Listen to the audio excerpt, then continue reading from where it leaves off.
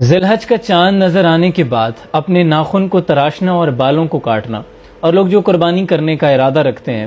اس حوالے سے جو مسئلہ ہے اس پر تھوڑی سی روشنی ڈالتا چلوں۔ اس حوالے سے ایک حدیث پاک ہے، حضور اکرم صلی اللہ علیہ وآلہ وسلم نے ارشاد فرمایا کہ جب ذی الحج کا عشرہ داخل ہو جائے تو اپنے ناخن نہ تراشو اور سر کے بالوں کو نہ کاٹو اور غیر ضروری بالوں کی صفائی نہ کی جائے۔ اس کا مفہوم ہے کہ ذی الحج کا چاند دکھائی دینے سے پہلے اپنے ناخن کو تراش لو اور سر کے بالوں کو کاٹ لو اور غیر ضروری بالوں کی صفائی کر لو، اور پھر اس کے بعد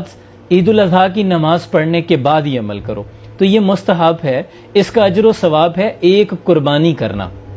اتنا اجر و ثواب ہے اگر کوئی کرتا ہے۔ اس حوالے سے یہ بھی ہے کہ جو لوگ قربانی نہیں کر رہے ان کے لیے بھی یہ حکم ہے اور ان کے لیے بھی اتنا ہی اجر و ثواب ہے، اور یہ مستحب ہے، اگر کوئی نہیں کرتا تو گناہ نہیں۔ ایک اور حدیث پاک ہے، حضور اکرم صلی اللہ علیہ وآلہ وسلم نے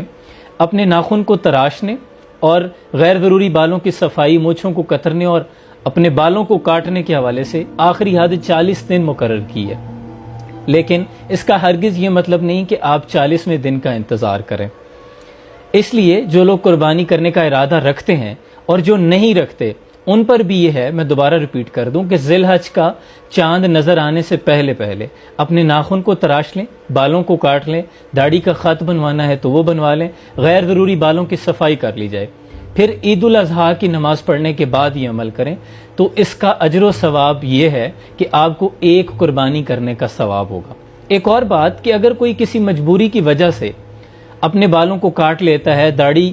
سیٹ کروا لیتا ہے یا ناخن تراش لیتا ہے، تو ایسا نہیں ہوگا کہ اس کی قربانی کا جو اس کو اجر و ثواب ملنا تھا وہ ضائع ہو جائے گا، ایسا بالکل نہیں ہے۔ ہاں البتہ وہ کر لیتا ہے تو اسے دگنا اجر و ثواب ملے گا۔ جزاکم اللہ خیرہ۔